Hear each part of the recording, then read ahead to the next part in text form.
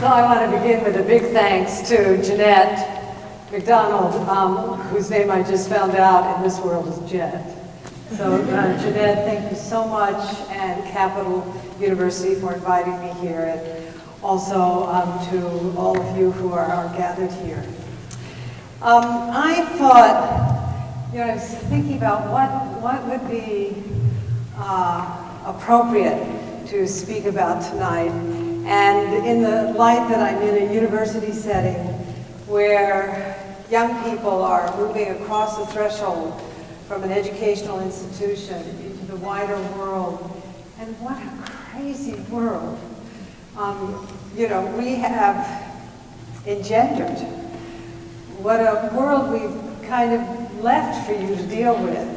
And I was thinking about a wonderful writer named Barry Lopez, who has written many books that deal with environmental and social concerns. And his work really focuses on the experience of intimacy. When I say intimacy, I mean that kind of ultimate closeness, that sense of not being separate, but of being really deeply connected one with the other. Barry Lopez also has a very profound sensibility of the role of ethics in our lives today. An ethics that is very much compassion-based. An ethic, if you will, that has some taproot that goes right into the human heart, into human responsibility.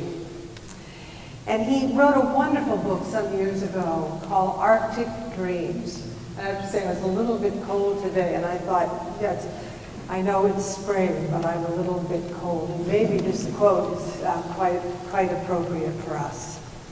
Because it is a way that we've gathered some of the threads that I think you and I and all of us in this room and really in the world need to address at this very unusual time we're in. We're in an extraordinary phase shift in the world.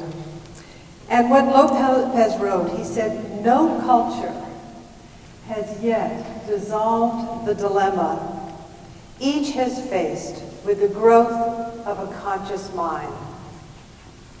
I think that's what our education is about. It's not just about the acquisition of facts, but it's about some much deeper level of how we awaken to truth. Lopez, faced with the growth of a conscious mind, how to live a moral and compassionate existence when one is fully aware of the blood, the horror inherent in all life, when one finds darkness not only in one's own culture, but within oneself. If there is a stage at which an individual life becomes truly adult, it must be when one grasps the irony in its unfolding and accepts the responsibility for a life lived in the midst of such paradox. There are simply no answers to some of the great pressing questions. You continue to live them out, making your life a worthy expression of leaning into the light. Wow. So we can ask, what do we mean by leaning into the light? And the title of the talk is Altars in the Street, Compassion in Action. Altars in the street. So what do we mean by street? I mean, street is not just the street that I drove here on with Jet. Beautiful street with these wonderful houses. But street also refers to the simplicity of our everyday lives, the street of brushing our teeth, but it also refers to the street of Auschwitz. It refers to the street of Libya. It refers to the street of people who are dying. It refers to the street of violence against women as a weapon of war. So when we talk about altars in the street, we're talking about various domains or various levels. And one of those levels has to do with a kind of the sort of intimate level of our lives.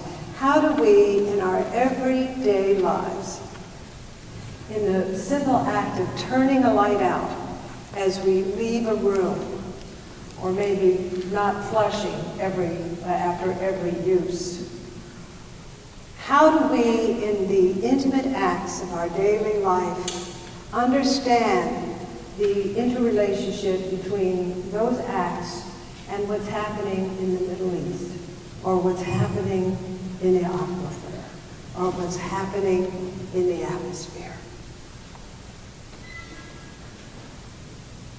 It's really important for us to be, let's use the word mindful, of our interconnectedness with all beings and things. There's another level that we're talking about when we use the word street, and that is the level about which I was speaking, about the street where we find human suffering. And that suffering could be in our own heart, or it could be in a part of our neighborhood, or a part of the world where there's a lot of suffering. And I've made it a little bit my life to, as I'm leaning into the light, to at the same time face the darkness. Do you sort of get what I'm talking about? I mean, you know, sometimes we lean into the light, but we don't face suffering. But I think what makes us truly adult, and I'm trying to get there at almost 70 years of age, it's been quite a climb. Somebody said, talking about a bumpy road today in this program I did over in the Lutheran Chapel. I was thinking, yeah, I really appreciate that bumpy road, but usually not when I'm in the worst of its bumpiness. So I want to talk to you about a few streets I've been on this year. And this is, these are streets that are far away, but also very close up. And they are, I'm telling you about them because I will say I've worked really hard in my life. I had what could I say, the gift of having had parents who really valued conscientiousness, diligence, duty, responsibility. They also valued joy. And they brought into the heart of my life a sense of what it is about a path of service which is combined with the experience of joy. Not just, you know, sort of kind of heavy conscientious dutiness, which, by the way, I read in the New York Times this morning. People who are conscientious tend to live longer, so maybe there's a chance for some of us. But in any case, I went with friends and clinicians, including, are you Peggy's mother? No, you're not. Well, it's Peggy, maybe she didn't make it here. You did, oh good, hi. So, very nice to see you. Your daughter is wonderful, just absolutely wonderful. Now, Peggy is my assistant, and I actually feel a lot of compassion for her because sometimes she has to keep up with somebody who's got quite a wind behind her. Anyway, Peggy and I and a group of clinicians and students went to Western Nepal in September to the poorest, most remote region of Nepal. And since 1980, I've been bringing clinicians to the Himalayan area from Ladakh, Sikkim, Bhutan, Nepal, and so forth, as well as the Tibetan Plateau, in order to provide healthcare services. And doing this more as a kitchen table operation. You know, I don't want to cite gender here, but I'm not a person, I'm a person who started various institutions. but after you start enough of them, you don't want to start another. And this is one of those things, I didn't want to build an institution around it. I wanted to serve, and I wanted to inspire, and so if the clinicians could catch that wind, then they had, plenty of data to work from.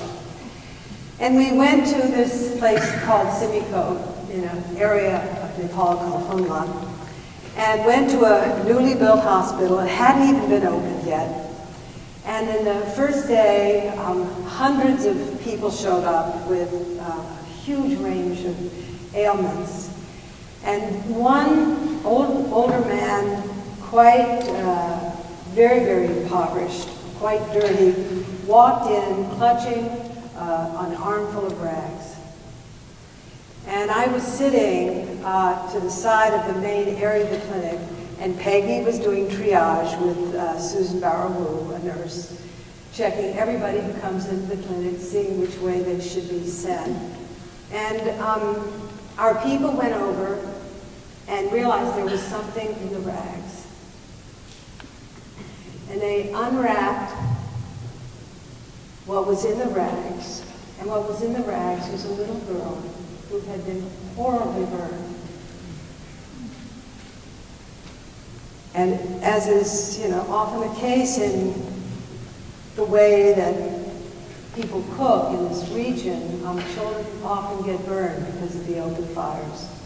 And in her burns were maggots, which were kind of gross from one point of view, but another point of view, they were eating the infection. It was interesting. It was like, ugh, wow, that's kind of blessed too. But it, was kind of intense. And I looked at both the mother and the father. The father was deaf, and the mother. And I looked into the face of the child, and then those of us, the clinicians and the health aid workers who were helping to minister to the child. And that was altars in the street. To the max. I mean, it was so much compassion, so little aversion, and a real absence of selfishness, and a real presence of selflessness. And by the way, we had on that trip a group of young people who were in their early 20s. And one of those young people who went on that trip had been on 3 other trips I'd done like this, and ended up going to medical school in order to bring this sensibility forward. So don't hesitate to step out of Columbus, Ohio, or step into a part of Columbus that is maybe not your neighborhood, because there you might find your vocation.